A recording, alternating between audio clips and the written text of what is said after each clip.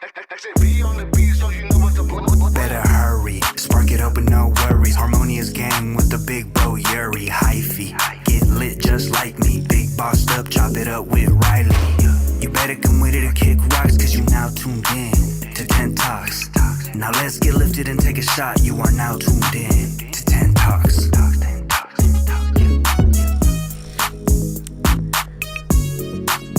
Yo, hi everybody. What is up, guys? What's up, y'all? Happy Sunday. Let's fucking I'm so sorry. God. You could punch me on the face. No, for once. No. Now you have to go get another part-time job to help. I am. I'm already am. Because that's I'm ridiculous. so sorry. Well, when you're working 3 jobs, just look in the mirror and know it's because of yourself. Because of my potty mouth? Yeah, because you keep cursing and ruining our potential ad revenue, I think. I don't know. All right, yo, what's up, guys? Huge shout out to everyone that has joined this stream, because we're doing this live like always, but also who's watching or listening. Shout out to everyone, to all the 10 Talks enjoyers or fans. I don't know, fan is kind of too strong of a word. Some people could be like... Yeah, viewers, there you go, or listeners. Listeners, yeah. But appreciate you guys so much. We are here for episode 106. And guys, we do this once a week, every Sunday, right? It's our 6th episode. So 6 weeks have gone by, and these balloons are still floating up here. I'm over them, dude. I hate looking at them. They're still floating on the ceiling. From episode 100, we still have these balloons floating on the ceiling. And it's like, they were so expensive. They were $75 for all 3 of them. And I feel I don't want to throw them away. I want to get my money's worth. I'm going to wait till they fall down, and then we're like, okay, got the 75. Nah, we definitely got our money's worth. They've been here for fucking 6 weeks. Now I feel like they're getting in the way of the light. That shit's annoying, dude. Oh. Great. Okay. We just broke our camera. No, our camera. Isn't that my camera? No, it's my camera that I bought from Phil. Oh, yeah. But I bought it when we were in a relationship, so does that make it our camera? I mean, it could be yours. That's why we need a prenup. So we can know what's mine and you're what's that yours. type of person. I'm that type of person? No, really? What about our love? And here's the thing, is a prenup... I'm not taking any shit from you if we ever broke up. I am not taking shit. That's what they all say.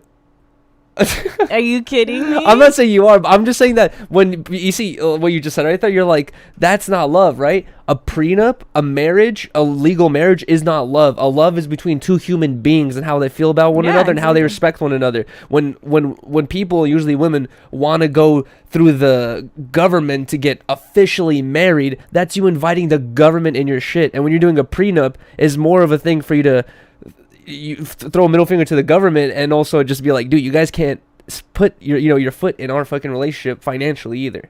When my parents got divorced, my mom never asked for 1 cent. Yeah. And I respect the fuck out of her. Like, she's always taught me that, like, don't ever, like, depend on anybody. Like, you could do it by yourself. Like, I did it. I had 3 kids, and I got my own shit together, and I didn't need to, like, worry about your dad. I didn't want anything from him, and I was like, I feel that, like, I would feel like the same way. That's true, but like, fuck you, I don't want your shit. I'm sure, just like how in, I don't know, like certain business relationships, like you guys can be in love, you can be the best homies or whatever, but once a huge sum of money is involved, people start switching up and changing. It's different if you're rich, I guess. And I'm wondering, like, yeah, because you have investments together. If the husband had $500 million in the bank, would you still be like, oh yeah, I don't want anything from you? No, you'd be like, dude, no. I don't want to go back to living in apartments. Like, I want to have a mansion of my own. I don't care about that. That's the thing. You would just go right back to the apartment. Yeah, I don't understand why, like, people, not even just women, I guess, but like anybody, like, why they have to just keep sustaining that lifestyle. Like, that makes no sense. That's a problem with everyone. Everyone has that problem. Well, that's stupid to me. I wouldn't. No, that's how my mom was, exactly like I'm explaining. She didn't care about her and my dad having more together. She was like, I don't like this situation, so I'm out of here. Like, I don't care if I'm going to be broke and poor. Like, I'm going to work my way up, kind of thing. No, yeah. But I'm sure for a lot of women it's... But I mean, if you guys had investments with each other, and like you guys own like multiple like properties or like businesses or and stuff like that, I could see like where you're like actually like you have to agree on who's taking that over. But what's messed up that I've seen some women do in divorces is they'll get with the dude, right, based on love, and the dude is a programmer, right, and she knows nothing about programming, has no programming experiences, probably can't even turn on a computer, right, and he builds a company, like a multi-million-dollar company, and then they end up divorcing, and then the women in a lot of cases will end up going like, hey, I was there when you started this company, and I was there for your shoulder to cry on, I was there for your emotional support while you're working on this company, so this company is as much as mine as it is yours. And women, and they win that shit. They'll get 50% of the companies, sometimes even the whole company. When you're like, bro, you can't even take the batteries out of a mouse, and you're fucking saying you helped me program this fucking thing. No. If I'm breaking up, I don't even want to look at you again. Like, I don't even want to talk to you. I don't even want to deal with that bullshit. I don't care. Like, it's over. I just want to forget. Really? Yeah, I don't want to fucking deal with that bullshit. You want to? That's a headache. But what if it's like? What's that one movie where the lady or the dude they're in a relationship and they lose their memories and then they see each other on the bus? Eternal Sunshine of the Spotless Mind. I think that's the one you were telling me about, right? Mm-hmm. About that movie that happened like that. What if that happened? What if we wanted to get back together? We could have worked it out. We argued over an apple and we delete our memories because we're like, fuck that. And then 3 years down the drain. At the end of the movie, they end up finding each other again. But they never get the memories back? No. But like it was like it's like they were meant to be with each other. Aw. But what's the likelihood? Dude, it smells so good. There's a taco truck or something. Someone's for sure. cooking tacos or carne asada outside the window, and all we had to eat today was breakfast, and that shit smells fucking delicious. I just smashed my finger against the cherry of the joint. But ouch. Okay, hold on. I need to replace the smell of this carne asada with the smell of weed. It smells so good. Is it not triggering? It doesn't smell that good. I'm sorry. Are you serious? It doesn't. I love the smell of barbecue, bro. Maybe it's because I'm Russian, but when I smell just like hot Cheetos make my mouth water, the smell of barbecue makes my fucking mouth water. I'm just like, oh my god. I need some marination on that. Marinate? No, I honestly when I was younger, I did not like it at all. But the older I've gone, especially now, I am a big fan of just taking a piece of steak or a piece of meat, throwing it over, the barbecue on some skewers, and then just eating it like that without any ketchup or anything or salt and pepper. Ketchup? Why would you put ketchup on your steak? Ask Vel. I'm sure he puts ketchup. He puts ketchup on his tacos. So I don't know. I feel like he would put it on steak as well. That's but so loud. Either way, I forgot what we were even like. No, you ranting definitely need seasoning on meat, dude. I feel like I can't. Sometimes it doesn't even need the seasoning. It's just juicy. It tastes like blood. Really? Speaking of blood or whatever it is, Josh. I'm like, what are you gonna say? Josh from No Jumper, I saw his Instagram story post where he went to dinner. I think it's like his brother's like anniversary or birthday or wedding. Oh yeah, his wedding, and he posted a photo of him at a dinner, and it was a plate of steak tartare. And I was just talking about on the other episode about the dude who eats raw food and all that stuff, and I was like, that's raw meat, but they serve it to you for $200 a plate. Yeah. But you can literally go to the grocery store, take ground beef, and go and just eat it, and it's fine. That's not tartare. They're like doing hella different things to it. Well, they're adding like probably seasonings and oils, but it's still just raw steak. It's not cooked at all. Yeah, I know it's raw. It's I don't know what, like with lemon it's processed. They add lemon on it so it cooks it. They add like herbs and shit, I'm sure. And they blend it together, I'm assuming. I don't think they blend it because it looks like noodles. It looks like really? The photo he posted, it looked like ground beef, just like noodles of things. Oh, I thought it was like a pate. That's what I'm thinking, pate, where it's like a chunk of like raw meat. And they like smash it down. But it looks like nice and like formed. Oh yeah, I don't know. I'm not sure. We need to look it up. I think tartare is like just like ground beef. Basically, but maybe it's what you're saying, where they smash it down and make it like a mulch out of it, or something like that. But either way, all right, guys. It is crazy how what has happened this week. A lot has happened, and it feels like this was like a long week. I know. It feels like it was a long week, but then also it feels like in the middle of it when we were setting up for Biggest Bros Entertainment. When I was like, bro, like I don't know if we're gonna be able to do all this. It's just like. Yeah, I don't know. It's like It's one like I had okay, so basically guys, what we're talking about here is we have officially, by we I mean House Phone, Blasey, Pollard, and I, we have officially launched Biggest Bros Entertainment Network. Thanks, babe. BBE, and we came across, we were like in this group chat where we were talking about like, dude, there's no more Reconnected. Disconnected. Oh, sorry. So there's no more Disconnected. Hella people we're like literally. I get like I'm not saying I'm the most popular person in the world, but I already get like a good amount of DMs every day. When Disconnected ended, I had so many people DMing me saying like, bro, like genuinely upset and just distraught and pissed off or sad that the show is over, and like hella people are like, dude, like, just do it somewhere else. Like, it's not that hard. Just do it somewhere else. And it's like, it's easy to say just do it somewhere else, but it's another thing to actually be able to afford everything, get a spot, all that stuff. It's like we had a lot of people helping us, and shout out to Blasey for investing in the items and everything for now, like putting up the financial upfront investment, and then also having the location to do it. Because at first too, I was like, it'll be easy. Like, you guys could just do it on your own. And then you're like, no, like, we need all, like, Yuri just goes off on this list, and it's like, yeah, you need every single little piece of equipment. Yeah. And it's just like, damn, like, that's where you have to start. Like, you have to start there, and it's kind of impossible for like. Exactly. Originally, I was thinking like, we have 4 microphones. We usually use 2, but whenever we have guests, we can set up 4 microphones. We have a camera. We we do our podcast here. I do Harmonious Hour.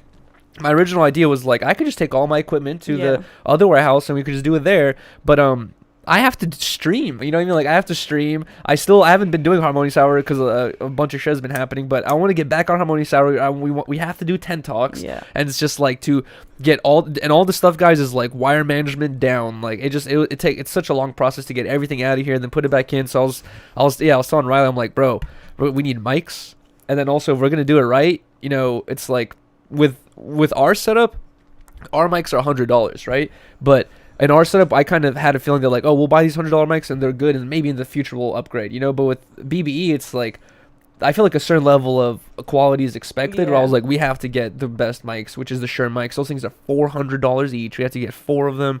There's so much, so much equipment, setting it up. The other thing is just that location. It's like I feel like we didn't really talk about it that much during the podcast, but we were busy on Monday because it was our anniversary. But did I pass this to you? But Pollard was there with Allison and Horizon, their daughter, cleaning out that area where we were doing the podcast. And guys, it's like, it sounds like we're over exaggerating, but we're not. Like, you could not even see the back of the room. There was so many items in there, and like, they're heavy probably. A lot of shit's fragile. A lot of like little toys, that Blasey has, like little figurines and all this stuff. It's like they had to move all that stuff. I'm sure it took all day. So when I came in there, I came into like an basically empty room. And I was just like, all right, I just have to connect some wires and stuff like that. But either way, it was like done in such a crazy rush. I'm glad. The main thing I was glad about is Amazon. It's shipping so quickly, like next day shipping. Yeah, that's clutch. But no, when Yuri was there all day setting it up, he like sent a picture of me like through the camera's perspective, and I looked at it. I was like, I was so confused because I hadn't even seen that wall because all that shit was always there. Yeah. And I was like, I saw the sign and it's glowing, and I was just like, did they just do a green screen thing again? And I was like, is this green screen? But then it was behind the camera, so I was like, what? Like, I was so confused. And I was like, that looks amazing. And it's like the perfect setup for a podcast. Like the black exposed brick with the black shutters and everything. Exactly. It looks so nice. The vibe is perfect. With the popping, just random toys and stuff. Yeah. The vibe, I love it. The vibe it just looks really nice. The one thing like I realize now, and after talking to one other person who came in to help with the lights, and shout out to this person who helped with the lighting and the cameras and all that stuff, it looks way better. I'm not sure if you saw what Blasey posted, but Blasey posted it before and after. And guys, I am not a camera expert by any means. I have tried to do research into like ISO, shutter speed, frame rates, all that stuff, and like I guess I just don't have enough on-hand experience. Like I know technically what to do, you know what I mean, like with all this stuff, like adjusting it, but there's like other aspects of it where like I'm not that experienced with all that stuff or whatever. So the first podcast, if you guys notice, is kind of yellowish, you know, you're kind of orange yellowish, and probably even our podcast we could do better with our lighting as well. But yeah, we had someone else come in and they adjusted everything and it looks way better. Blasey posted the before and after, and this Thursday's episode is gonna look way better. Yeah, I'm excited for it. No, you guys did. I was like, at first I was like, am I not gonna be able to do this anymore too? But then they hit me up late, or Yuri hit me up later. He's like, are you down to come after work and like help do this? Blah blah blah. I was like, duh. Like I would always love to. Because honestly, I would feel so sad if I wasn't. The main thing is like we had the Sandbox crew there, right? And Blasey was like, oh, they can help, and he called Chris over. Shout out to Chris. He came over, and it's like, I'm teaching. Number one, I'm not good with Google Docs, so I have to kind of like explain how to do the Google Doc thing. He's already getting confused there. I have to explain the Streamlabs, the switching of the screens, and like all this stuff. And then I was just like, I just saw he was like getting hella confused, and he was like, yeah, we're gonna have to ask someone else. And then that's when I texted you. I was like, I think we need Riley, because you need some experience, be like knowing how to work it very smoothly. You know what I mean, or whatever it is. Yeah, I was glad to come in and see like the first episode and how everything was. At first I was nervous too, because we didn't know what was going to happen like with all the equipment, if everything was going to work out. But everything was perfect. The episode was so funny and like funny. I was going to say fun, but funny. And good, and it just felt like nothing has ever changed. Yeah, you know. And for anyone wondering why we did not do the full 3 hours, it's because we started filming at 8:30. So for us to do 3 hours, we would have been there till like midnight. I was already there till from like 11 or like 12. You know, with Pablo working all day, so we were all kind of just like, we wanted to do it, but also to do 3 hours, we would have been there. Everybody was drained already. Yeah, exactly. But this next podcast coming up, I'm sure it will be 3 hours and starting at 6 p.m. like it should. And it'll be live. The other thing I want to talk about is like, I was telling them about what's that noise? That's fireworks, right? That doesn't really sound like fireworks. It's like pop, pop, pop. It's like very like small little pops. It sounds like fireworks. But I was telling them the importance of getting clips done and all that stuff or whatever it is, right? And we got like a couple. I was able to get a couple clips chosen and cut. And shout out to Scumbags for helping with the thumbnails. He's the one making the thumbnails, other than the first one. I had made that one. But we have clips scheduled to go up every day this week for the rest of the week until our next episode. And dude, the first 2 clips already are at one is a minute 48-second clip or 49-second clip. It's at 60K views. That's crazy. And the other one is the one we posted today, and it's like already like at 10 plus. Probably it's already at 15 or some shit like that. But dude, huge shout out to all the BB supporters, all the people who fuck with the channel and all that stuff. And dude, honestly, it's huge. I forgot to even show you, but like I had a couple like verified accounts of like musicians and like other people in like the drip world and stuff like that, who were like DMing me saying like, yo dude, just wanted to show my support and say like, I fuck with Biggest Bros Entertainment. I'm glad you guys are doing this. I love the first episode. Like people I never even talked to before were like DMing me. I don't even know who these people are, saying like, oh, they fuck with it. And you know, they have like one of the dudes had like 300K followers. I was like, what the fuck? I was like, people really fuck with this, you know? No, because you guys are actually like really good friends, and it's always just genuine when you guys are on camera. Like it's not forced at all. Yeah, exactly. You know when somebody's off, they're not gonna hide it. And you guys just, I don't know, you guys just all mix well with each other. Yeah, exactly. What was I gonna say? Oh yeah, also during the podcast, House One had said that like this is. Oh, actually, I don't think it was during the podcast. Flacco called House Phone before we had started the podcast live, just asking all these questions. He wanted to be signed to BBE, all this shit. He's funny as hell. But at one point, House Phone was like, "Bro," he's like, "This is like a network." I forgot what word he used, but he's like, "This is not just like reconnected." You know what I mean? Like we're gonna work on a bunch of other stuff. Right now we're trying to get reconnected, established and consistent, and then the clips established and consistent. But House One's already working on vlogs that are gonna be coming out, and like we already have ideas for streams and stuff like that. When we do reconnected, it's us doing the podcast. We don't get to read the chat, we don't get to react to donations or whatever it is. We're just doing the podcast and we finish it. So obviously the next logical thing is to create some sort of an after show or some sort of stream where we get to actually read the chat. Yeah, and you all guys for sure should do the after show. Yeah, and all sit down there. It's like, dude, like that. How many times has Houseful and Blasey or Paulo came through, or all at the same time? We're just sitting in front of the computer reading the chats. It's like fun as fuck. It's it's like it's just a fun time. And I don't know. It's like there's pluses and minuses to reading the chat. Like the one minus is it distracts you. Like during a podcast, there will be many moments of all of us being quiet, just reading the chat, waiting for something to react to, which is like you can't, that's where it like kind of fucks it up, where it's better to not react to it. But either way, once again, huge shout out to all the people who supported the very first episode, who show love, to everyone who just, I don't know, just bringing the good vibes and the support to this new endeavor of ours. Yeah. I love it. I'm so excited for you guys. And like Blasey said, it's like crazy we have a lot of supporters right now, and then also we have a lot of people who are just waiting for the waiting downfall. for some drama or some downfall or whatever it is. So we got a lot of people to prove right, and we got a lot of people to prove wrong right now. So we got to be like super just on it, basically. And from what I've seen and like what's going on behind the scenes, it seems like everyone's hella on it. Yeah. But it's also hard because it's like, we're all, what the hell, I think I saw it here. We're all dealing with like our own shit too. You know what I mean? Like House One has his brand to work with. Blasey has all of his shit to work with. He's like designing all day, doing all this other stuff. Paulo streams, I stream. It's like we all have it's like a lot to balance as well. But either way, we'll get it done. What was the other thing I want to talk about? Oh, okay. So a little bit of a random topic, but like when people are in shoes like this, I hate to throw the old "I told you so" or "I saw this coming." But a while ago, Adam had interviewed this lady named Mary Magdalene, right? And she is into the extreme... I loved her, by the way. Yeah, Riley like really loved her personality. She was amazing. And I actually, this is when her interview is so good if you haven't seen it. Even before the interview started, I remember this when I was still working there, like as an editor. I remember she came in and she came in like maybe 10, 20 minutes before Adam came, and she was like waiting for Adam in the other... We're all in the editing room, and there's the other podcast room. And she was in the podcast room by herself, bumping Britney Spears and like just singing along to Britney Spears hella loud, and we're all just like hearing it from the other room, like, what the fuck, like, what's going on? We just started singing too. I think Josh had asked.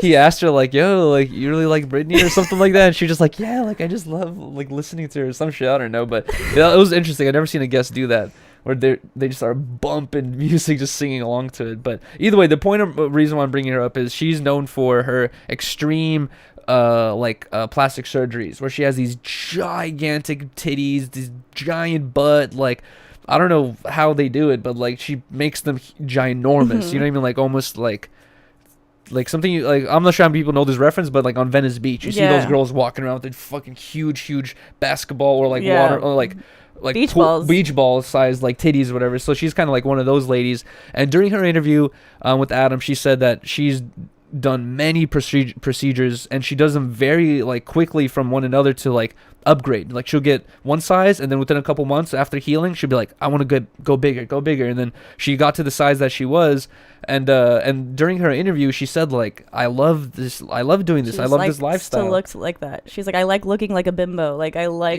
looking like stupid like this. Like I like the corniness, the like tackiness of that. Exactly. She's like, I like getting these tacky tattoos, and she had like hella different tattoos and stuff. She's just like, I like it. And I'm not even sure if she seemed like a hypersexual person. She just seemed like she was more into the looks. She just likes the look. Yeah, the look of it. But at one point, Riley and I talked about this when we were watching the interview. Is she says like, oh, like I'm really into this look, blah blah. Then Adam was like asking her about the long term, aspects of it, and like if she's ever gonna have any regrets. And she literally said during the interview, she's like, oh, if I ever don't want this anymore, she's like, I'll just get it taken out and I'll go back to normal. And she said it with such confidence. And I was like, I remember Riley and I were talking about it. We were like, dude, I don't think she realizes you can't just go back. Like, you're gonna have hella loose skin. You know what I mean? Like, you're gonna have all these scars. It's like, it's not just going back to normal. It's probably gonna be a huge ordeal, a lot of pain, a lot of money, all that stuff. And she just made it seem like she can go right back to normal. But the reason why I'm bringing it up is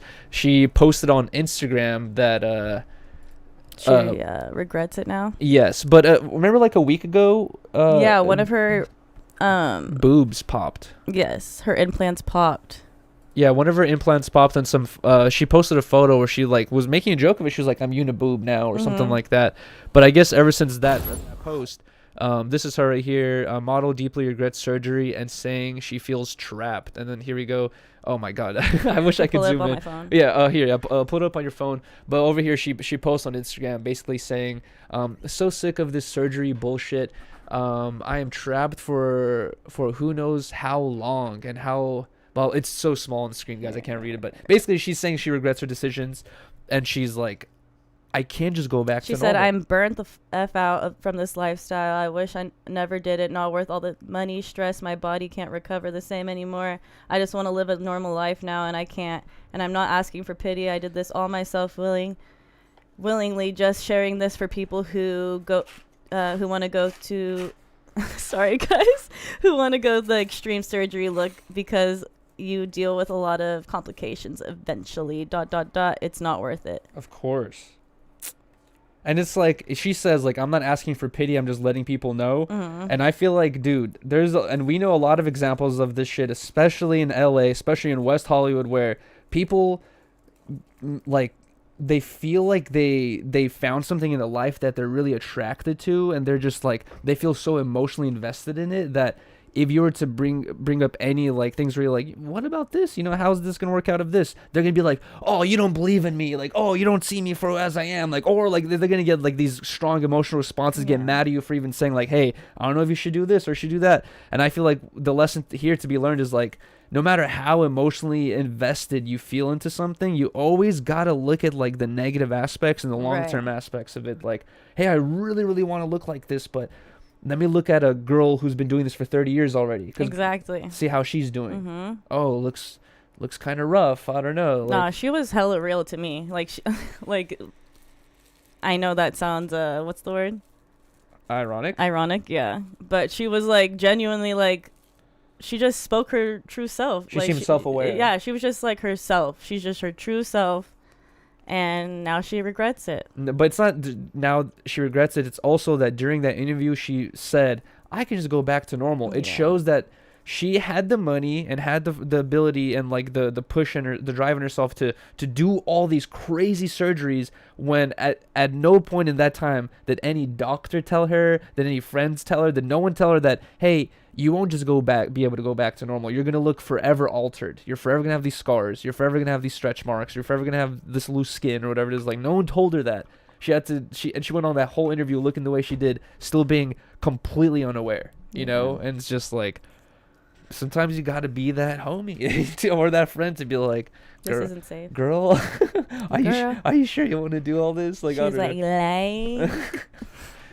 Can you imagine talking to her? She'd get mad at you though. Like if you told her this back in the day, she'd probably be like, "Fuck you!" Like, you know, I don't want to deal with negative people. That's exactly what she said. She's like, I just do it. Like she doesn't care. Yeah. Well, either way, a little warning for people in the future that potentially want to get, you know, what is it called? Beach ball sized titties. What the hell, dude? Shout out to the Patreons. I don't know why that just started going through randomly, but either way, yeah, I just want to talk about that. Number one, because Riley and I like kind of talked about this whole situation, and then also that's Riley's queen over there. She's just one of my favorite interviews for sure. She was fucking hilarious. Yeah, she was funny. I think I watched the whole interview too. She was funny. So funny. Here's just like some quick news. I just wanted to pay my respects. R.I.P. to Richard Belzer, known for playing Detective John Munch. John Munch. I can't believe you put this in your topics. He passed away at the age of 78. Dude, I have spent so much time watching. I don't watch it anymore. Seriously? I didn't put it on. My sisters would be putting it on. That's like one of my favorite shows. Yeah, I've seen like probably hundreds of episodes, probably reruns, all that stuff. I've seen so many episodes of Law and Order through, you know, sitting down with my sisters watching it. I've seen this dude on camera so many times as a kid when I was younger, and that show's been on forever, dude. R.I.P. 78 though. I wonder how they're gonna. They still do the show, right? Yeah, it's still going on. I was still watching it when I was living with my Thea in San Diego. We would watch it every single week. They've been going on for hella long, I know. years. Like, and it's still the same girl, Olivia Benson. She's still the same main actress. And like sometimes I will watch reruns, and she's like, it's like so back in the day and like hella crazy. I watched the whole series like when I was a freshman in college. It must be hard to catch up at this point. There's so many It was episodes. on Netflix. There's So probably there literally- was like 20 seasons. I'm saying there's probably literally hundreds now, of episodes. Yeah, like, now at it's this like point. at least 30 seasons or something like that. But R.I.P. to this guy. I know. He was a such a good legend. actor. Actress. No, yeah, he was a really good actor, He was and such a good actor. I Great never really detective. seen any negative things about him in the press, you know. So I don't know. Not to say that's what we should judge people on, but he seemed like a genuine cool guy. Was he Italian? He looks Italian. I know he has that Italian look, that old, I don't know, New York. mobster look. There was something on here that I wanted to click on and open up, but it looks like I lost it or whatever it is. But either way, yeah, R.I.P. to that guy. One more. I saw this. I I, wanna- knew you were gonna. I want to talk do about this that. little update on this story right here. So also, what do you think about Instagram adding GIFs now? I was gonna ask you about this. I don't know. I kind of don't like it. You don't? It's kind of weird, right? I think it adds another layer of humor, where it's Yeah, like that's cool. sometimes you That's don't really have to like to say something and makes the joke unfunny, but to leave a little meme that goes like, That's you know, all, like yeah. oh, you're like, oh my god, you know, it makes it so much funnier. So I kind of feel like it makes the meme culture a little bit. That's better. literally how me and my sister communicate. We'll just send you like she'll say some shit to me and I'll send her like gifs and then same like likewise. She'll only like reply with gifs. Really? Like her reaction. But it's like now I'm thinking like in a comment section when there's 1,000 comments, it already takes up a lot of I real estate. know. But if there's like gifs this size of They're a giraffe huge. dancing, it's like it's gonna take up you're gonna be scrolling forever, dude, trying to get past all these gifs. You know, I don't know if you want to even get through all the comments. Anywho, Yeah. Okay. So the reason why I know you're outraged about this. I'm not outraged. I think it's hilarious. You see what he's doing? So, guys, what we're talking about here is something that Riley and I talked about a while ago on 10 Talks, which is, and when we first talked about it, we were fooled. So, basically, there's this teacher in Canada, and here's the updated story, but we're going to get to this in a second. But this is the photo of the teacher in question, right? So, this photo came out of this teacher with these giant prosthetic boobs, blah, blah, and then the students and the students' parents were coming out saying that they feel uncomfortable and the students feel uncomfortable about the situation. But in Canada, I'm not sure if you guys know or not, but Canada has like some of the most woke laws ever. It's like some of the craziest examples is like if you have a kid, like a young kid, who wants to transition and they tell their parents that they want to transition, the parents disagree, the kids can go to the school, tell their teacher or principal, and they can get emancipated or like taken away into foster care to another parent's, like Imagine. based off their school, you know, based off the whole thing. They have crazy rules like this, but either way, so they're super ultra woke where they allow everything, right? Like they just have to be very, very woke and progressive, all that stuff.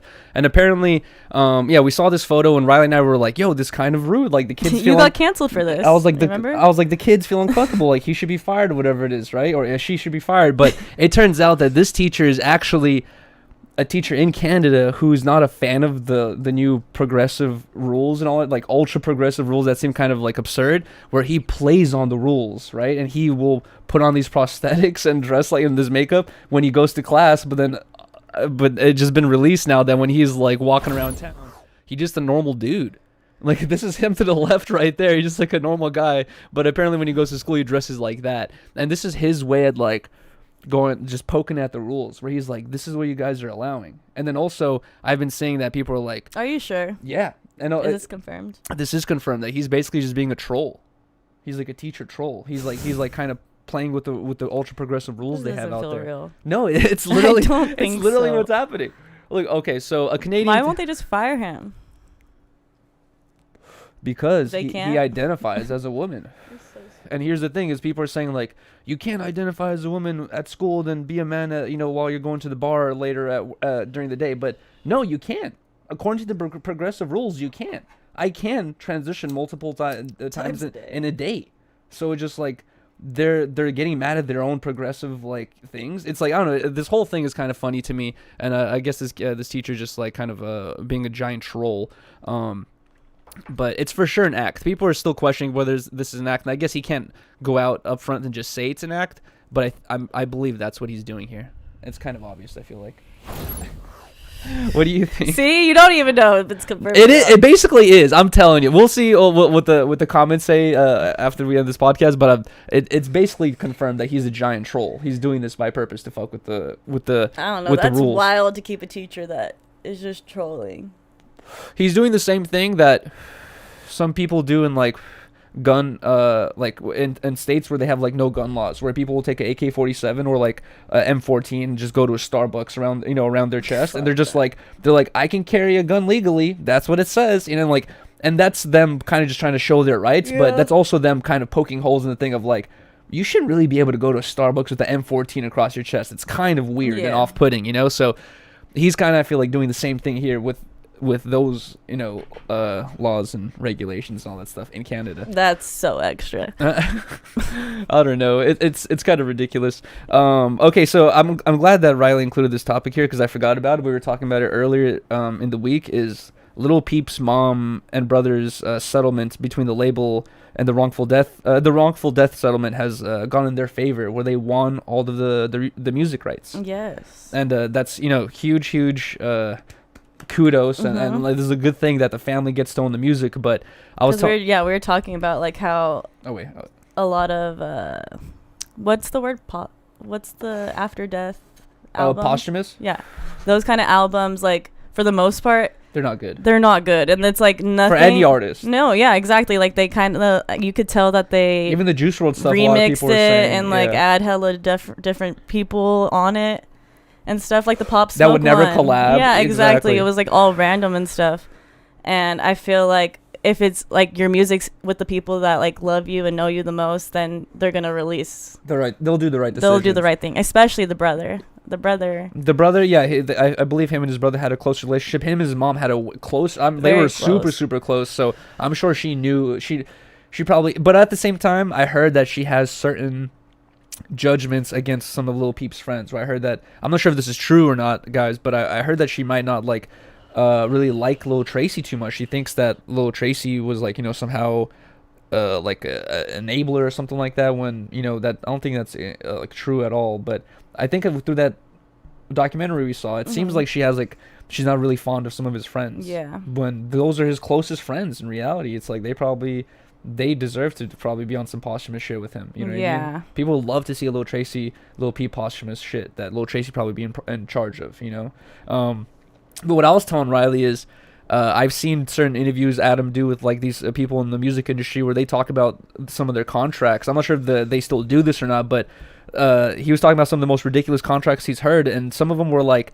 if you are signed to a label and you pass away, your family and you cannot make any money off the music until like 10 to 20 years, or 5 to 10 there's like different like stipulations, but the one I heard was like 10 years after the death. So if you were a poppin' artist, you pass away, your family can't make any money off your music until 10 years after your death, right? Like, this is written to some of the contracts, like some of the crazy fucked up contracts. And I was telling Riley, like, dude, it's already been like 5-6 years since Lil Peep has passed. Like, yeah, they want the music rights back, but I wonder if it's like almost in their favor, where they're like, we already got all the the posthumous like hype that little passing artists would get already. Like, now that he's already kind of, the numbers are dying down, here you go, now you can have the music. You know what I mean? Like the droplets, the leftovers of what we already sucked up. Because when an artist passes away, their numbers go up, their Instagram followers go up, their music video views go up, everything goes up. You know what I mean? All that is like ad revenue. All that's like some sort of revenue at the end of the day that they all collected.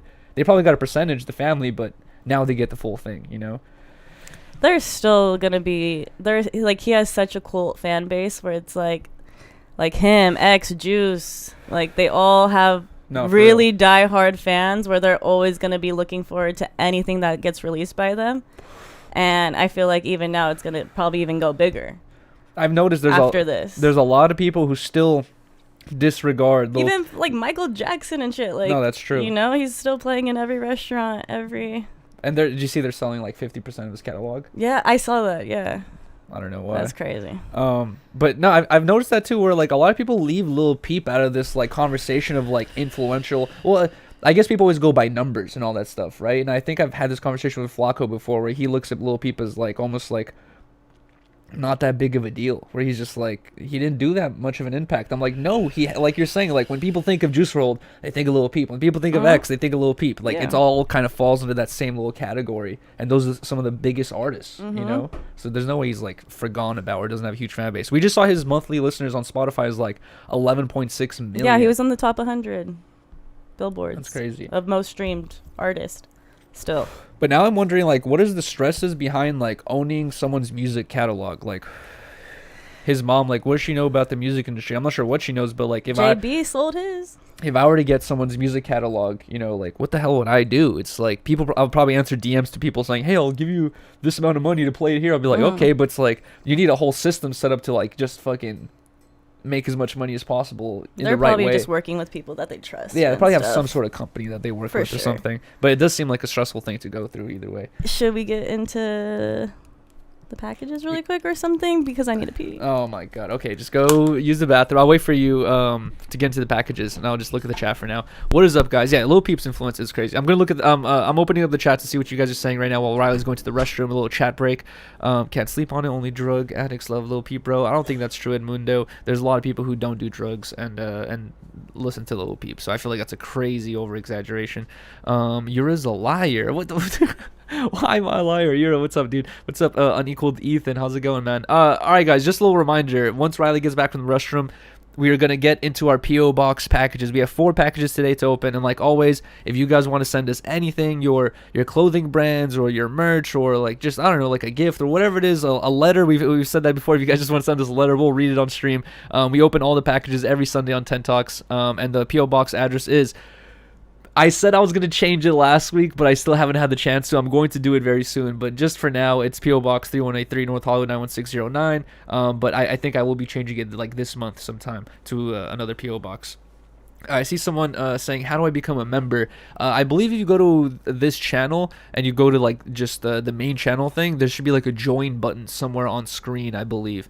And also, thank you for reminding me. Huge shout out to all the members. I'm not sure if we talked about this on the last episode of 10 Talks, but guys, we officially have 67 members, and like we promised, we said that if we hit 50 members, we were gonna do like a members only stream, just as like a little basically like a little thank you and some exclusive content for the people who want to support the channel monetarily like that. We wanted to do some exclusive content for you guys, so we wanted to do it yesterday. We didn't have time to execute the idea we had, so tomorrow Riley has a little bit more free time. We're going to do the members only stream tomorrow, but we're not only going to stream on for members only tomorrow. I think we're gonna do the members only stream, and then we'll do like a regular public stream afterwards.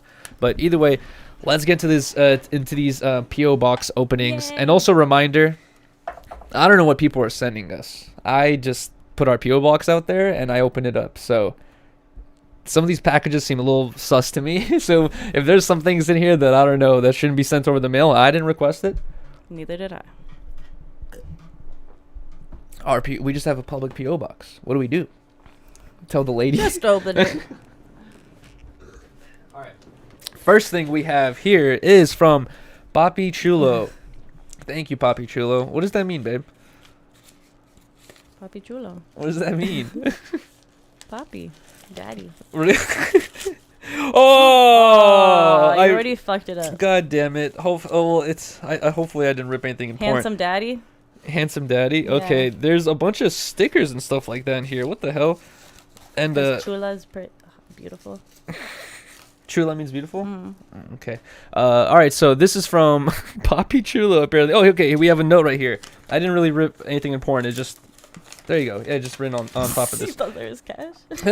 No, I was scared I didn't rip anything. I was scared I ripped something. Okay, it says, Yuri, you're something else, but I mess with you. It says, I fuck with you. Here's a couple of pins. One's orange. Don't fuck it. Just shout to the guy that made the pins. Okay, who's the guy that made the pins?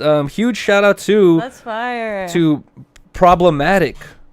Huge shout out to Problematic. It's you guys won't be able to see this, so maybe I'll show it during the after show. This is a lit orange. It's like a orange smoking a blunt with like devil horns. I'm not sure if you guys can see demon that right orange. There. It's like you and Pot Lord together. Oh my god, yeah, it's like a demon orange. It looks really cool. Okay, here we go. We have a thank you card. It says, thank you. I truly appreciate the love and support. Oh, it's a thank you card from Problematic that he sends out to all the people who purchase things from him. So a huge shout out to Problematic for these pins.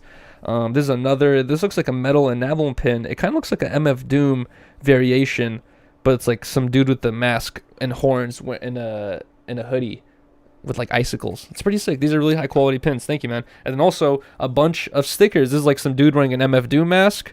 We have a little baby with horns. He loves putting horns on people. It says the problem child. And then we have this sticker of like a demon man right here as well. These are all going to go on the refrigerator. Any stickers we get always go in our little mini fridge. And then we have a little keychain of the MF Doom man with MF Doom mask man. There you go. Fire. Huge shout out to this man, to Poppy Chulo and Problematic. Thank you guys. Appreciate you. All right, this one says for Yuri and Riley from White Tea. Let's go. Huge shout out to White Tea. I always White Tea. get excited when we get a package from White Tea because he always sends us some fire stuff. Wait, oh yes. Please. Me too. And when I got this package, Riley was like, I was just thinking about White Tea. I know, it was so weird. Okay, let's see. Bro. Oh, great. Here's my reading. Come on, babe. Yuri and Riley, hope you guys are doing good. Got a couple teas for you guys. I work in a restaurant all day and work on my clothes at night. Let's go. Hoping that someday it can be my full-time job. But for now, life is hella expensive. Feel that. So I did a drop inspired by how I'm always broke till Friday. P.S. Sorry I didn't have another medium. You're all good.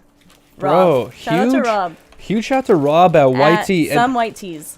Yo, White Tea, some White Teas. Wait, so it's not the White Tea person? I think it might be. It is White Tea. Yeah, it is White Tea. Dude, bro, please do not stop, man. Yeah, don't stop. Because the fact that you're saying like you're working at a restaurant right now and you're just working on this on the side, bro, this will turn into something if you keep at it. White Tea has like some of the best designs. Thank I you really so like how he much. does it. Broke till Friday. It's a 40 and a cup of noodles. With the Gucci print. Dude, with the Gucci and the print. Louis. Yo, this is fire, man. I'm telling you, White Tea is like hella creative and like the stuff he makes is just genuine. Like I've never given away anything that we got from White Tea. I always just like keep it because it's like It's good quality. yeah, it's always good quality fire shit. Thank you so much, White Tea, man. I appreciate you so much. And oh yeah, dude, keep at it, man. Do not stop. Oh, yeah. Keep doing your thing, and I'm sure something will happen. And bro, every time I wear your stuff, that jacket you made me as well, it's like every time I wear your stuff, people are always just like, bro, what the fuck, like where'd you get that, who is that? Like it just seems like you're already established. Even though it's, you just said like you're still working on it. Broke till Friday Monopoly. with the Monopoly thing. Let's go. I feel that though. We're in those shoes right now too. Literally. The dude with his hands just like that. Broke till Friday. Thank you, man. Thank you so much, White Tea. What do we have here? Okay, this is to Yuri and Riley. Let's I wish I had here, let me use this thing. Let me just do it. I dude. got I this. love doing it. Really? It's This makes it so satisfying. much easier though. You see? You want to be on stream picking at a tape corner? Whoa! Cute. It's a bunch of socks. Oh wait, these are the socks I'm wearing right now. Ooh, and it says my name. Yo, I'm literally wearing these socks right now. I really like you these socks. so This much. is GBYS. And God bless your and God bless your soul we trust. Let's go. Shout out to this company and God bless your soul we Thank you trust. so much. I'm literally wearing these socks These right are now. so cute. I cannot wait to wear They're these. literally on my feet. Bro, I am a big fan of comfortable socks. It's under like appreciated, the good quality sock, because I feel like a lot of people agree. they sell socks and they're fucking Trash. uncomfortable and trash, and they get stretched out easy, and they're like, you wear them 2 times, they're done. No, these socks, they're good socks. And this is such a cute color. I love it. Thank you. All right, so this is the package that I was saying is a little bit sus. Like, what the? It feels heavy. It's a dildo. That's what I was scared it's gonna be. Why would you? Okay, of course you would think it's a dildo. Because why else are you saying that? No, because you've seen a box like this before. Shut up. No, I have not. Okay, all right. So this is from Noel James. Shout out to Noel James. Let's see what you sent us, man. I hope it is not a dildo. Oh God. I'm and also, scared. how do I? Please don't be a dick. Don't be a dick. Would we throw it away or? Really? All right, here we go. Whoa, what the hell is this? Yo, this is Noel JV in the chat. On my free time, I hunt for crystals and rocks. So I would like What? to give you and Riley some of my finds because you guys rock. Thank you, man. Thank you. Thank you so much for what y'all do. Harmonious Gang forever. That's Bro, so cool. huge shout out to Noel JV in the chat. What the How hell? sweet. Riley loves rocks. I literally have a or crystals. collection I love rocks. Riley loves crystals. downstairs. Or she just loves crystal. Ooh, and JK. he's labeling them. Bro, what the hell? Okay, let's see. Let's open up a couple of these rocks here. Oh, this one has a note on it. Oh, okay. Or is that a label? The Harmonious Orange Citrine, Charlotte, North Carolina. The Harmonious Orange. Birthstones. Opal, Riley, Aw. Emerald, Yuri. What the hell are birthstones? Thank you so much, Thank man. you. I should have not opened this. I should have pretended this was a gift to you. That's so cool. God damn it. No, JV, you should have told me ahead of time. The Harmonious Orange is this rock. Wow. This is so cool, dude. Where the hell do you find these? Wait, let me see. And he framed it? Yeah, and it's like in this like cool little frame. What the hell? Where the fuck do you find this? Emerald? Yep, this is Opal. Opal's fire, right? Bro, where the hell? It's like it's Emerald is fire, little too. frame. This is so cool. I've always wanted these little The framed Harmonious rocks. Orange, babe. Wow. The Emerald is And it has a beautiful. hole in it. No, I'm joking. Dude, this is really cool. The Harmonious Orange. This is so thoughtful. I know. This is hella sick, dude. What the hell? I'll place that on the carpet right there. I want to open up some more. Me Wait, too. Here, let's see. Let's see what this one is right here. Whoa, what the hell?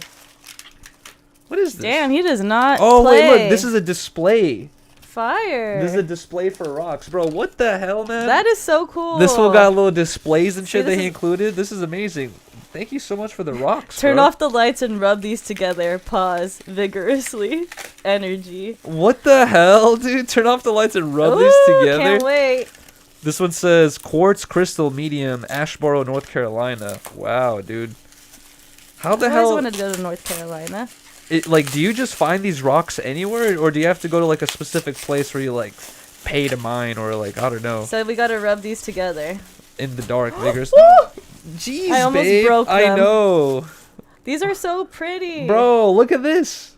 Look at this giant crystal top. What the hell? This is natural. This is you found this in the dirt. It looks like it still Yes. has dirt on it. Bro, what the fuck? Look at this. Look at this giant ass crystal, dude. You just found this? That's amazing. Wow. And it just there's these like cool little These are so cool. Are we just going to open all of them? Yeah. All right, this one is really bright green. What the hell? Oh my, imagine he sent us uranium. That'd be Amethyst, strawberry amethyst. we Charlotte, North It feels like Carolina. we're about to cast some spells. It feels like we're playing Harry Potter. Mm-hmm. Okay, let's see. Wait, we're mixing it. We should have kept the notes next to where I they know. are. These ones are rubbing. These ones are rubbing. All right, another quartz crystal, small Asheboro, North Carolina. Wait, did I just read the same note? Holy shit. God damn it, dude. Oh wait, no, I think this one's in a plastic bag. Whoa, what the hell? Dude, if we got pulled over with all this, we'd probably go to jail. It looks sus. Wait, can you show that to the camera? It's a bunch of purple crystally rocks. It's amethyst. Oh my god, look at this. Yo, we would for sure go to jail if we got pulled over with this. Look at that. What the? It's just a bunch of crystals, dude. Oh, yo, these are really cool. Look at the tiny one.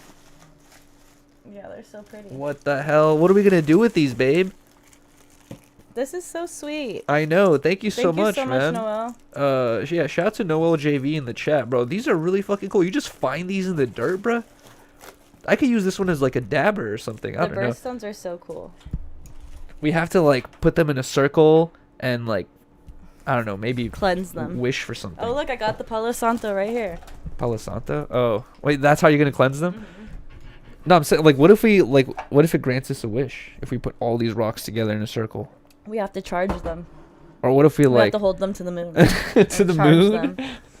Hold them to the moon. That's how you do it. Well, the moon's like. What if we just hold it up? The moon's up. I don't know. It's still basically around us. You can't. We're not gonna get much closer to the moon anywhere else, unless we climb a mountain. But Well, you could just go outside on the grass. You're not- You don't have to be close to the moon. that's true. Okay. So one thing. Okay. Well, I was gonna talk about this earlier when we were talking about BBE. Now that we're all, we're working on BBE, I talk about everything. On. Like, I remember on Disconnected, there was certain things I would probably not say because I want to it's like more personal to me, and like, Disconnected is like about all of our stuff. It's like I don't want to make this whole story about me, and I'll keep it for 10 talks because it's just like 10 talks. 10 talks because I feel like it's interesting, right? But with Reconnected, I was just like I could not talk about this, even though it kind of steals away from 10 talks. But so apologies to anyone who heard this before, but we can give a little bit more detail now that Riley's here on the mic. Please explain what you did to me did for me on Valentine's Day. So on Monday, like Yuri said, it was our anniversary. So Yuri took me out to a very nice dinner. And I had Valentine's Day off, luckily, but we really had nothing planned for the day because we already said that we were gonna just celebrate the day before to like celebrate both things. Yeah. And Yuri was like sleeping in the next day, and I was like up hella early just doing work and stuff. Playing Harry Potter. And no, I was working actually, answering some emails. But then I was like, you know what? Yuri took me out last night. Tonight's Valentine's Day. I'm gonna try to find something cool to do. But I know that reservations are like a bitch out here to get, especially on Valentine's Day. Yeah. Like you have to do it weeks in advance. For real. And so I just Googled like things to do. Like I wanted to do something random and fun because I knew Yuri would like something like that. And so I just like Googled that, and I went on Eventbrite and just like saw like a bunch of random things like dinner for two type things. And I saw this one where it said live jazz, magic show, burlesque, and I think comedy or something. And I was like, hell yeah, like all four sound fire. Like Yuri likes all that kind of stuff. And what do you mean I like burlesque? Well, not burlesque. We'd never seen burlesque ever. That was my first experience too. What's that noise? It's beans probably. Oh, okay. And but I was just like, this would be cool. Like we get dinner and we get to see a live show. Yeah, that's the thing. It was like a dinner as well. Yeah, exactly. So I was like, this is fun. Like, let's fuck it. Let's do it. Let's fuck it. Let's fuck it. And so I bought the tickets, and then Yuri woke up, and I was like, I got a surprise for you. And he's like, what's up? And I just sent him like the post. Can I tell you what I thought it was? What? When I woke up and you said, I got a surprise for you, I thought you had bought Mario Party. Oh, I'm sorry. I disappointed you. You did not I'm not saying I was disappointed. Damn, that was way cooler than getting Mario Party. But I'm just telling you my first thought is that I woke up and you're like, I have a surprise for you. I was like, fuck yeah, you got Mario Party. But it was I know, and then I was like, it's an experience. And then I was just like, okay, cool. I'm not saying I was disappointed. I was just saying that was my first thought when you said I have a surprise. So he was like, what, burlesque? Like, what's that? And I was like, oh, remember when you went downstairs and you were watching that show with your sister? It's like that, blah, blah, blah. And he was like, okay, fuck it. Like, let's go. I'm down. And so we get to the spot, to the address it sends us to. And it's like this small ass theater. And nobody's in the front lobby, and there's like a whole performance in the back, and we're like, oh my god, like, did we come late? Like, are we missing it?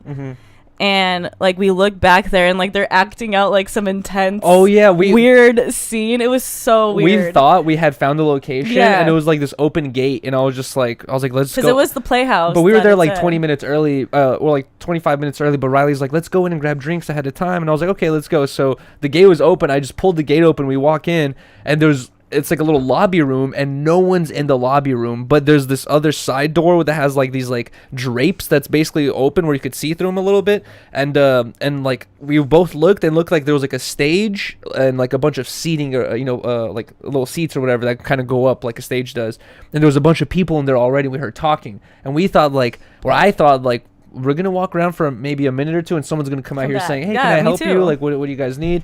And we're just standing there waiting.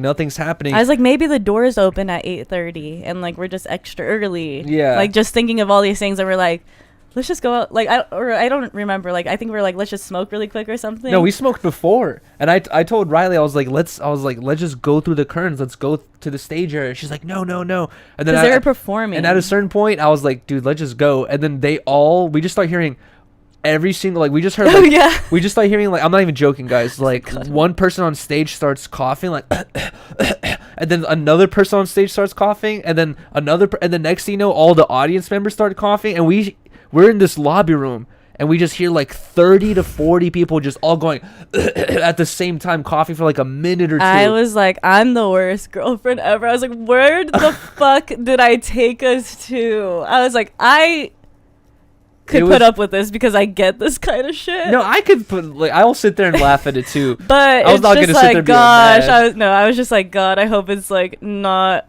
this. And so I don't even know why we went. I think maybe we were gonna get snacks or something. Hey, but I know this might sound ridiculous to some people, but like that's literally what was happening. It was like a bunch of people You're not even listening to me. just coughing. No, like I am listening to you. No, Really? You're saying, I was literally gonna get on to the story about how we went outside. I was not getting there yet. I just wanted to like, I feel like we just fucking glossed over the fact that all these people are coughing. Yeah, it was really weird. It's like, it sounds weird, and we were like looking at each other like, what is going on right now? Like, what is the joke here? Like, I don't know why. I was just like, I think this is like an improv class or. And also, so sorry, I got confused. distracted because Beans is scratching at the door. I thought he was chewing the wire. Okay. Oh my Go god! on with the story. I had no story. Yo, Storyteller. huge shout out to Sin City Duck for becoming a member. Okay, we're not doing that right now, babe. Oh my god! Really? I just wanted to make sure we were still live because I'm saying I'm hearing chewing, and I was like, oh, I hope our internet Nobody's didn't cut off. chewing. Well, maybe scratching. You got hella distracted. Sorry, really? You see how frustrating it is, though? No, I don't do that. Yeah, you do, or you used to do it way more. Anyways, go back onto the story. No, you were telling the story. I just wanted to like re-explain how strange it was. It was very strange. For like to have four, like I've never heard anything like that. They were all just going like for like a minute or two. It was. And then they weird. moved on to something else where they're all I was laughing. like, this does not seem like what I signed up for. No, but then you're right. I think at a certain point, after the coughing and everything, I was like, I am not going in there. We were like, let's go back outside and maybe smoke or look around. And we went outside, and some dude in a giant red. Yeah, literally from a distance, this guy like in this whole like 1920s jacket set up, like he's like, bright red. "Are you here for the show?" And then we were like, "What?" He was like, come here. us. We're like, "Yeah," and he's like, "Come this way." Because that was their studio too. So when you saw us walking out, you probably already figured out like what was going on. But it was like a mirage, like it was like a movie. It's like we I got know, out of for this real. weird ass situation, and then all of a sudden, from a distance, this like man in a bright ass red jacket's like, "Come over here." And This it is was- where the show is. And it's so weird that like, not weird, but we've been playing I've been playing hella Harry Potter. You've been playing Harry Potter as well. It's like he dressed like my character basically with this giant cloak. You know what I mean? Like all this Literally stuff, cloak. all the vibes, all the wooden vibes, and all the weird shit, or whatever. But And then so finally we walk into the building. He takes us in, and he's like hella cool. Like he's Yeah. chopping it up with us. he was and really nice. Yeah, he was cool and just like joking around. He was like, "You were probably disappointed when you guys went in there." Yeah. And we were like, I was like, low key, yeah. And then we got in, and it was like beautiful. There was like glasses of champagne like waiting for us, and like these little dinner tables like spread throughout the little theater, and then there's like the side regular theater seats. like theater seats. But it's like a basically. super small area, probably like 50 people in there. But we didn't get We didn't get a table. Yeah, we didn't because get a table. It was sold out. we got just like the seats. It was still amazing It and was cool. so cool, but And honestly, the tables got fucked with the most. So Mhm. I'm not sure if we would probably want to go through that. I we don't were know. trying to. But either way, okay, so yeah, Riley brings us in there. We're like sitting and chilling. And like I said, we still got there basically early. So they give us 2 champagne Oh. flutes too, guys, right? I It's forgot complimentary, about comes this. with your ticket. You get champagne to like toast. They're gonna do a whole toast and cheers and stuff before the show starts. And so we go to our seats, we're sitting down chilling, we're ordering like appetizers and stuff. All of a sudden, like Yuri is like has his big ass jean jacket on. Because you said dress. It said dress for the occasion. Yeah, dress and like we you're from the did. 1920s. And I was like, Riley, look at all my But you can take jackets. your jacket off. I was like, look at all my jackets. Look at which one I did looks choose like your drip. You're like, this one makes the most sense for tonight. So I chose this big ass jean jacket, and it's clunky, guys. When you sit down, it just like becomes like a fucking. It was. He was like. It becomes like a thick ass fabric, and I was just sitting and like all of a sudden like I forgot what I was trying to do. I just barely I think moved you my were getting hand. snacks in your bag, and Oh, you yeah. went like this, zoom, and like his champagne falls over. Oh yeah, first I spilled my champagne, And I was like, and I think I no." spilled it on some dude's shoes. Oh. Some dude was sitting ahead of us with his girl, and like I spilled my champagne, and I looked at where the splash trail is going to, I was like, ooh, and I saw his shoes, and I look up, and I see him looking at me. I was like, oh my bad, dude. And then like so I spilled my champagne, and then a couple seconds And then later, a couple minutes later, we're chilling, just talking. Yuri goes, "Jump." The champagne pours all over my pants. I'm telling you, the whole glass is all over my pants. It's cold. I'm just like, are you kidding me, bro? and I was like, just take your jacket off. and I He's felt, like, no. I was like, I think it's your jacket. He's like, should I take it off? I was like, it's a little late now. yeah, you were being so mad. Well, I understand Because why. it was I'd be all mad too. over my crotch. And I was like kind of like a little bit embarrassed because there was a person sitting right behind us. I know. And they could hear everything, and they just hear me like spill it on Riley. She's like, "You spilled all your champagne on me, all my champagne on me." He was definitely Blah, blah. chuckling. And then like, and then Riley's getting all mad at me and like just being all frustrated, and like I'm like, bro, this dude I got behind us over just it hears very all fast. this shit. Stop it. No, you did. You got over it really quick, but and also it dried up very quick as well. Well, okay, so I was like, I'm gonna go to the front and get some napkins. Oh yeah. And so I'm like, do you guys have napkins? I just spilled over myself. And the guy was like, we don't have any napkins. Like, he's like hella intense, like with this like little 1920s hat in the bar. Like, This is like short. I was like, he's like acting like he's running this burlesque. It was like a short bald guy Yeah. with a top hat on. He's like, we don't have any napkins. And like the guy was like, I'll get you some napkins. I was like, I see a whole roll of paper towels behind you. The top hat guy said no, and Yeah. some other guy was like, "I got you." And he gave me Yeah. napkins, and I was like, all right, we're good to go. We're fine. But wait, you know what I was gonna say is before I went to go, the whole champagne thing happened. Is like we were just sitting there hella hungry, and there was luckily a liquor store right across the street. So I was like, yo, I'm gonna go to a liquor store.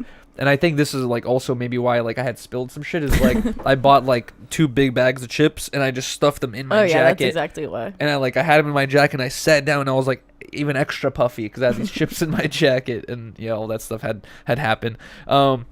But either way, what had happened first? Okay, yeah, guys, the first thing that happened was like they had some dude come on stage who was like the host of the night, and he kept doing this. What song was it? I wanna know what love is. Yeah, he kept like saying these like little one-liners that lead up to "I wanna know what love is," and he would like go cue the song and then like start doing this dance. And the dude, It was so corny. The DJ was horrible. He was not on. and here's the thing: there's like a comedic. Cue the music, and it's like a second late. You know, that's kind of funny. It's like Yeah. it's like a little comedy skit. He didn't Dude, have it queued it up. was every time he tried to make this joke and like have the point at the guy to play the song, it was like 30 seconds or a minute late, and the joke was just fucking dead by that point or whatever it is. Yeah, and it was honestly getting funny because it was so scuffed and so bad. But whatchamacallit, he like I said, he did this many times. It got worse and worse, and then not only that, but he kept doing it, dude. And then like you don't get a laugh the first 2 times, dude, and then he does like 5 more times. I'm like, bro, no one's laughing at this shit. Like, why do you keep doing it? And he said a couple other things where like he was trying to be funny and it was just not hitting. And then not only that, but guys, the area that we're in is kind of like basically it's not Silver Lake, but it's basically Silver Lake. As for the types of people, the types of hipsters, the types of relationships and stuff like that you might see, and all the people that had like not all, but most of the people that had the front row seats, a lot of his jokes were not hidden at all. These patrons were like We were like, dead faced at some of his jokes, where they were kind of a little bit chuckleable, but they were just like dead. And I was just like, bro, he has the worst crowd. This is not his crowd right now. and they said that we were the best crowd. So I could only imagine. Oh my god, dude. But yeah, he does that whole thing, bro. They bring out, I forgot who they bring out. I think they bring out The girl. What girl?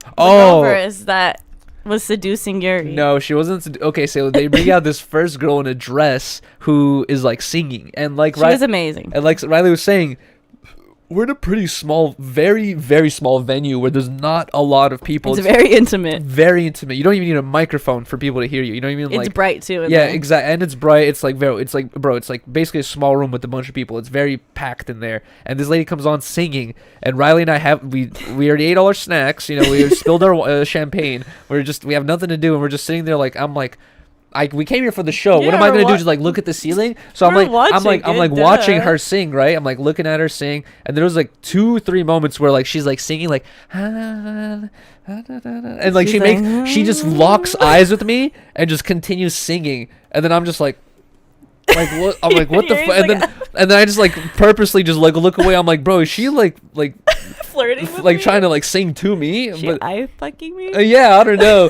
But I feel like maybe she was doing that to everyone, where you gotta She look at was. someone. She was doing it to me too. That's why I was joking with Yuri after. I was like, relax. But it happened a couple times, and then no, after, she was. She a- was very seductive. after the third time, I was like, babe, I was like, I think she's like staring at me. And Riley's like, who? Who's staring at you? I was like, the singer. I was like, I think she keeps looking at me. I was like, I'm sure she is. But either way, I was like, she knows everybody has honeys. She asked. oh yeah, dude, there was so many jokes that fell flat where she comes on stage, and I guess Oh my God, before she started, her whole song was about a person who did not have a partner, and she was just like, guys, I know it's Valentine's Day, but there's always that one person out there who doesn't have a partner. Am I right? Nobody. Crickets. She looks around, everyone's holding hands and kissing and shit. Everyone has a fucking girl or a guy or, you know, a partner next to them. And she's just like, oh. She's like, let's just pretend that this person's here. She's like, just pretend I never said anything. And then just goes on with her song about a person not having a partner on Valentine's Day. I was like, bro. it was like, funny though. She was going. It with was funny, but I was like, first the comedian, and then this lady with the jokes just falling flat. And then a bunch of other stuff happened, but at one point, some magicians come out, and they're like a married couple, which makes it so romantic. A married couple. I have a theory they weren't. Yeah, Riley thinks they weren't, but they're supposed to be a married couple who are doing this magic show on Valentine's Day. How romantic, right? They did 2 magic tricks. One of them was like one where they handed out a bunch of cards to the They audience. handed everybody a deck of cards. No, like a yeah, It was a basically- deck. Yeah, basically like a deck of cards, and you're supposed to do this thing where you're supposed to listen to them, and they lead you through this thing where you keep throwing cards on the floor, ripping some cards, throwing some cards on the floor, and at the end of the trick, you're supposed to flip your 2 ripped cards over, and they're supposed to be the same card. It did not happen for Riley. It didn't happen for I me. recorded it. The 2 people in front of me, like off the corner of my eye, I see them like looking at each other all confused as well. Like, and then I'm like looking around the room, I realize like, bro, this trick didn't work for anyone. Like, no one in the room is like, oh wow. Like, yeah, everybody was like, okay. everyone in the room was just like confused. It was just a mess of cards everywhere. Yeah, basically there's just a bunch of cards on the floor. That trick just did not work. I was like, bro, here's strike 3 of just like shit, just I'm being just scuffed. bad. Yeah, just being completely scuffed. And then they do another magic trick where it actually works. But then I was telling Riley, I was like, bro, I used to be into magic super heavy for like 2-3 years, and a lot of magic tricks that blow people's minds. There's like 2 or 3 big magic sales websites where you could just buy all these tricks. No matter how crazy it looks, you could just buy them for like, you know, sometimes like literally like $20-$30, but it just takes a little bit of skill and practice involved. But a lot of these tricks you could literally just buy, you know. So the trick they showed us that actually did work, I was like, babe, I've seen this before. This is a trick you could just buy or whatever it is. But But they did do the trick where they brought the couple on the stage, and they were like, they separated them, and they were both closing their eyes. Oh, I forgot about that. Yeah. And they did this on David Blaine like Netflix special where they'll like tap a certain like part of one one body person, and tell the other person like, where'd you feel it? Mhm. And they'll be like, oh, it's right here. and then they like put like a feather on his nose or whatever, and Uh-huh. she was like, I felt like a tickling, like a feather on my nose. And The way she said it though, was like, I don't know. She's like, I felt something on my nose, kind of like maybe a feather. there's no way. And I was just like, bruh, this is set up. I was like, the way she said, like, I don't know, a feather maybe. I was like, bro, no, hell no. This is a scam. This is all set that up. worked though. Yeah, well, it definitely did work. Technically. We were all like, whoa. Okay, and here's the next subject where I don't want to get too detailed because I'm not trying to body shame. Don't do that. Stop. Oh my god. You know what I was gonna say? Don't say that. Oh, That's rude. Really? Okay, anyways, the burlesque lady comes out, and I've never been to a strip club, and I've never been to a burlesque show. She did a good job though. And she comes out like dressed in like normal. I think she did 2 times. One was like Yeah. a teacher, and one Mhm. was like a normal, like just like a business lady, and she like would rip her clothes off, and she would have like, and it would basically be like, but it'd be like all to like a dance, and like she would kind of like cover every time she'd rip something off. It'd be like she'd cover it. Yeah, and yeah. like, but yeah, like at one point, like she's basically just in underwear, like cheeks are out and her tits are out, but all she has like is these like little caps on her this nipples, is right before dinner. and she has like nipple tassels, and she was like doing this thing where the only time I've ever seen this is It was her finale. the only thing I've ever seen place I've ever seen this is what's that movie with the zombies and the amusement Zombieland? park? Zombieland. The intro of Zombieland, which also has one of my favorite songs ever by Metallica, From Whom the Bell Tolls. But it has that song From Whom the Bell Tolls, and it's a strip club of zombie girls fucking flailing their nipple tassels around. That's the only time I've seen that. And she did it in person in front of me. She actually did the thing where both of them were going. They were flying. It was was really going. And it was another one of those things where just like with the singer, I was like, how much am I supposed to look at this? You know, like really, if I babe, let's be honest, if I was there like this the whole time, didn't peel my eyes off for a second, you'd be like, what are you looking at? That couple that was with each other for like 40 years in the front, the guy was just like this.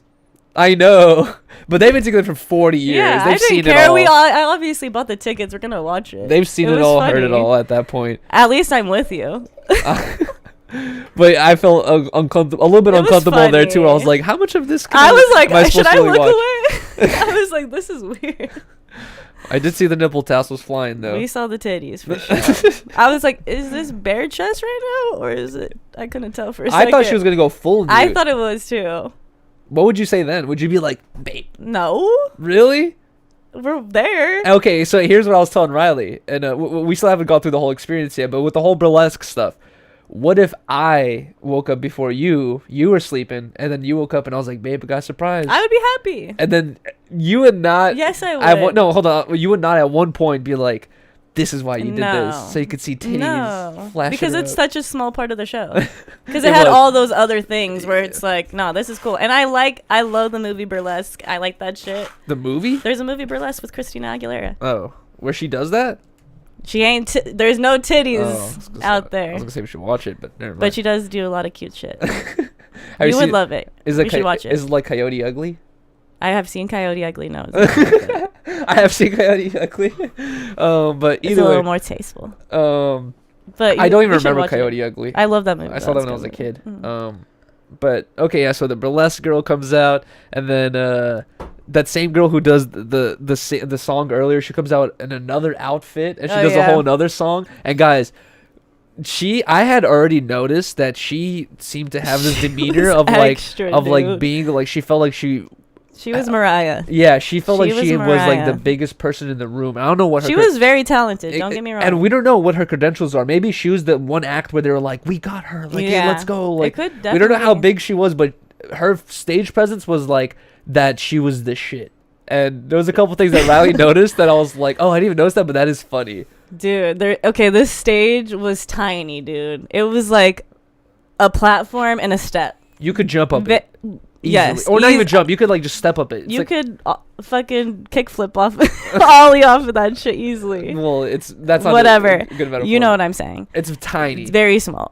Well- And at like her like one last song, she's like, "I need help," like doing her song, and like some guy came up and like held her hand to like go down that one step, and she's like singing around the whole audience, and she's like about to go back up at the stage, and she's like, "Where's my helper?"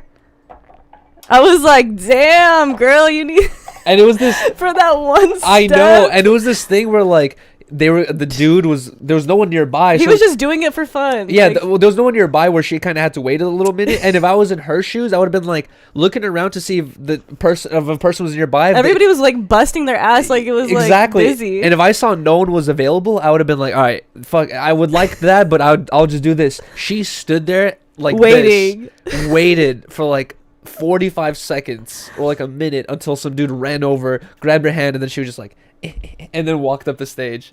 And Riley was like, wow, she has a big head. Or what? No, I said she has a big head. No, I did not say that. I said she has a big head. I just said that she was Mariah. She knew she was Mariah there. But we can't forget our king. Wait, hold of on, the hold on. night. Before we get to him, she did her whole song. Oh. Or whatever it is, right? Did her whole song. And her whole personality, guys, is like, we felt the vibe, and I'm sure everyone else in the audience felt the vibe, was that she felt like the shit, and you gotta make her feel like she's the shit, because it's like, it's just the vibe, you know what I mean?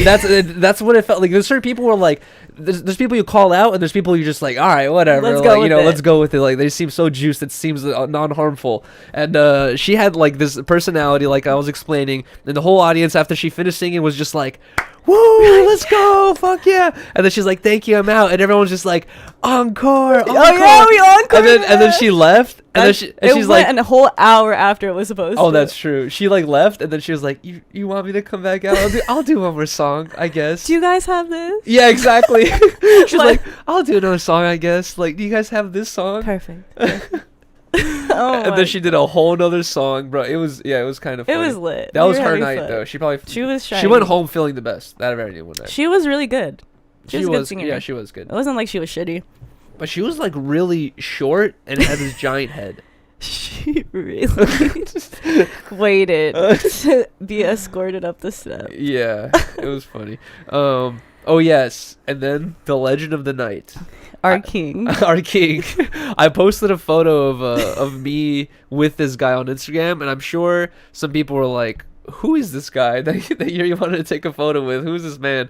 Guys, this dude was a part of the act. I've never heard of him before, but they introduced him as the Spanish Frank Sinatra. And he's an incredible singer. He's a really good singer. He was really good. He really sounded Frankie. Yeah, he did. But what was really like making it basically comedic for Riley and I, and it's like, you don't laugh at a person who's like, not that good at English when they're just talking to you, but he was like, trust me, he was I like have the plenty singer of people guy. in my family who- Same here, exactly. We're not like that at all, but it's just he came on stage as the singer. okay, guys. If you have ever seen The Proposal, and Oh, you yes. know the guy who is like the guy at the strip club, and he's literally every single job in Alaska, like everywhere they go. Oh yes. Ramon, his name's Ramon. Uh-huh. He was literally Ramon from The Proposal. Like, he came out and he was like, hello everybody looking beautiful tonight. Oh, I am feeling the love. wait, he did the thing too where I forgot what he said, but he tried to build up his song with a thing that should relate to someone in the audience, and again, nothing. Like, he was just like, you guys ever had this thing? and then it just crickets, and then he's just like, well, Who cares? who cares, because lady's a tramp. Oh yeah, no, he's like, I see a lot of, comes out, he's like, I see a lot of beautiful ladies tonight. And he says, and I see the Trump. Let's go. And he starts Lady's a tramp. And bro, and like, I was like, yes. that's what was making it funny, dude, was like and also while he was singing the song, like I said, he was like missing certain key words that like put a sentence together, and he's like singing it that like it just makes it like very funny. Like Riley was saying, he says like, is there any beautiful ladies here tonight? And there's a tramp. Lady's a tramp. It just doesn't make sense, but I guess it does. Bro, it was so funny. He's like, and then his finale, he was like, I'm gonna see another song that the great Sinatra once sang. Actually, he had 4. He's like, 4 great songs. He's like, can anybody guess? And then everyone in the audience Was is just, guessing like different. Riley has songs. this recording on her phone. Yeah, and he's like, nope. Yeah. Oh wait, I said My Way. I said some other song. And the whole audience was just saying all these Frank Sinatra songs, all these different ones, and then he's just like, nope, New York, New York, New York. And Riley and I are like, we're not in New York, but I guess that is We're a like, classic. Let's go. He was amazing though, and then we met him after the show, and he was so nice. Yeah, he was super nice, super chill. His name's Danny Gab. And Please follow him. And exactly. I followed him on Instagram. I'll shout him out after this. I followed him on Instagram. I was like, yo, like, what's your IG? Like, IG and like, do you have a YouTube or whatever it is? And like, we exchanged info because I was like, bro, like, I want to do a stream with this guy. Like, I want to go. I want to go to like a karaoke bar with him, or we know a karaoke restaurant where they do like once a week. Like, what if I went to a karaoke bar with this dude? I don't know. Or be like backstage with him for his performance. Or that too. Like day in See the how he life gets of ready. Danny Gab. Bro, guys, I can't react to it on YouTube because it's all 'Cause he does copyrighted music. covers. But I want you guys to find his YouTube channel, Danny Gab Music. His music videos are fucking hilarious. He's amazing. And I thought that it's he was so just dressed tastefully like done. this for the character. But no, we went and we looked at his YouTube channel and he looks like this every day. Oh yes, exactly. What's funny is the host. I'm not sure what the host relationship is with Danny Gab, or maybe it was their first night meeting.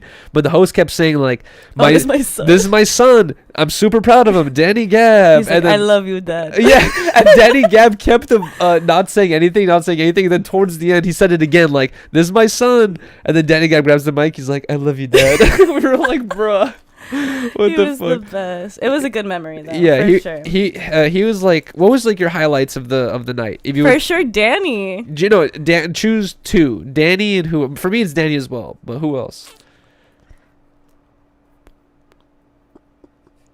Shrimp couple leaving. Oh my god, there was bruh.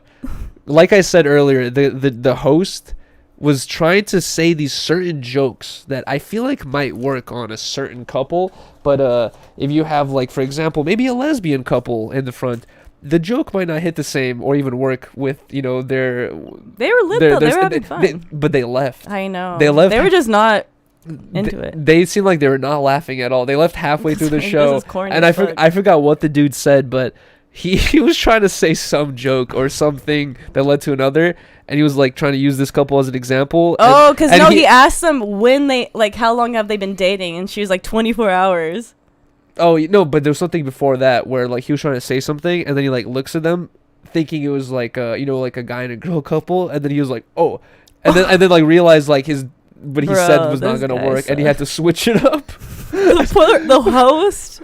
Dude, this whole thing should have been like a show. Like it felt like we were a part of a TV show. Honestly, and dude, the same guy who was giving Riley the issue with the napkins earlier. Then we ended up being the best as friends. Yeah, he ended up actually being really cool later on, and I was like talking to him, and I was like, "Yo, dude, like, well, I forgot what Riley asked, what we were asking, but I was just like, "Are you guys gonna be doing more?" Or this was the first time ever doing it, so he was like, "This was like our trial." Like, yeah, exactly. He was like, it was kind of random, last minute type of thing. And he said this was their third show in all. This is their first Valentine's show, but this is their third show in all. He's like, I thought it would be really cool if we could do something for Valentine's Day, like something. And I was like, so are you gonna do more of these? He's like, oh yeah, for sure. Blah blah blah. He was like, it was a hit. Yeah, exactly. And then he commented on our bar tab. He's like, oh, you guys ran it up. I was like, that's a place you drink. I was like, we had to. Yeah. But that one champagne flute wasn't gonna do it. When I was like talking to him, when we were talking to him, and I heard him say like, "This is our third show. We're experimenting." Like, he's like, it didn't sound like they're, you know, making a ton of money from it. It sounds like they're just trying to get this things on their feet and like get it all started. And I forgot what he said, but it seemed like they're interested in some sort of promo or advertisements, all that stuff. And I was like, yo, I was like, how would you feel if I had like recorded this or streamed this, you know, on my phone? He's like, oh yeah, that's fine. He's like, if anything, you're gonna get taken down for copyright. Oh yeah, that's what he said. I was like, I forgot. True? He's like, if anything, you're gonna get taken down for copyright. But I was like, okay. I was like, that kind of, you know, I feel like that would be an interesting stream. And they're hella cool. I bet you they would give us the whole like backstage experience too. It would have to be a stream that I record, but as soon as I'm done streaming, like, I just take it down and delete it. Yeah. But then I'll make like a highlighted video without the copyrighted sections. But I feel like it'll be an interesting stream just to see that whole show. It was so fun. And then maybe like if I talk to the dude ahead of time about streaming it, I can actually go backstage and That's what I'm saying. and like talk to the people. That's what I'm saying. How was it? Blah blah whatever. Because I'm saying they're hella cool. Where I feel like they would let you do that easily. What if the lady in yellow backstage is like, oh, you're a streamer? Bitch. No. So cool. I don't think any girl has ever said that. Would that be impressive to you? If she did that? No, if I was if you were like at a bar and you met some guy and he was like, I'm a streamer. I'd be like, what's that? Probably. I probably wouldn't even know what that was still. Bro, you know who, this is a random topic, but you know who took a photo with David Dobrik recently? Is Brian Arnett. Really? Yeah, he took a photo. I'm not sure if this is an old photo or not, but he posted on his story and he like titled it like, he's like, I love when I see you guys in public. Here's a link to the Discord. And he was like talking about his fans. That's funny. And it was a photo of him and David Dobrik. I was like, yeah, that's pretty sick. My friend works for him. I told you. Oh yeah, I know. She'll always be posting like all of them randomly. I'm just like, damn, you're like really. You think she's like always at his house, like. You think she's under some NDA where she can't talk about it? Fuck yeah. You think so? Because what have you told her? Like, hey, come on. She works. So she works for his like best friend's, fitness company.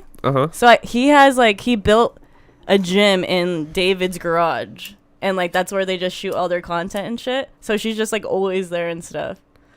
But I feel like for sure she signed an NDA. Where she can do a podcast titled like working for David. Yeah, working close to David Dobrik. Like they probably hate that shit. They probably do. She's smart. She wouldn't do that.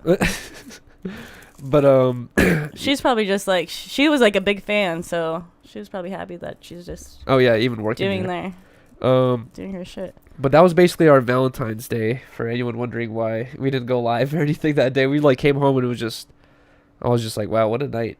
That was interesting. It was so fun. It was hella fun. I would be down to do, and it wasn't really that expensive. Like the seats we got were $50 a seat because and it came with dinner. And it came with dinner, which was like pasta and chicken, and it was actually good. It was like so you get for $50, you could probably just get that pasta and like a drink, at a normal dinner. But we got a whole ass show. We got all this stuff. But I bet you they're gonna funny memories. Yeah, exactly. But I bet you they'll up the price the more they do this because that's so cheap. I know how they had to have paid all these people to do this. Fuck no. Yeah. Babe. The magicians. These people I doubt are doing this. This is conservatory theater, babe. You think those people are doing this as practice? This is for fun.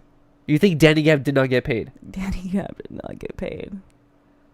Danny Gab practices at that little theater we saw across the street, and they're like, we're doing this Valentine's shit together. Who wants to do this? No way. Yes, babe. This is like a rehearsal kind of theater. Like, people aren't getting paid like that. Hell no. You think the lady in yellow didn't get paid? Nope.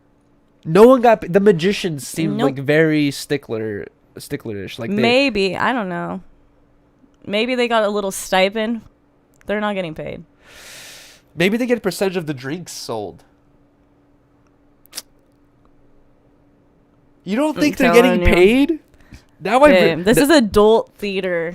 Danny Gab followed me back on Instagram, by the way. Actually, you know what? Let me find his Instagram right now. Now I want to DM him. Is that weird to DM and be like, bro, did you get paid? Oh, guys, his IG is... Have him on Harmonious Hour, dude. He has a life story to tell. His IG, guys, is Gab Danny Music. GABB Danny Music. And from there you can find his YouTube and everything else. But, yeah, this...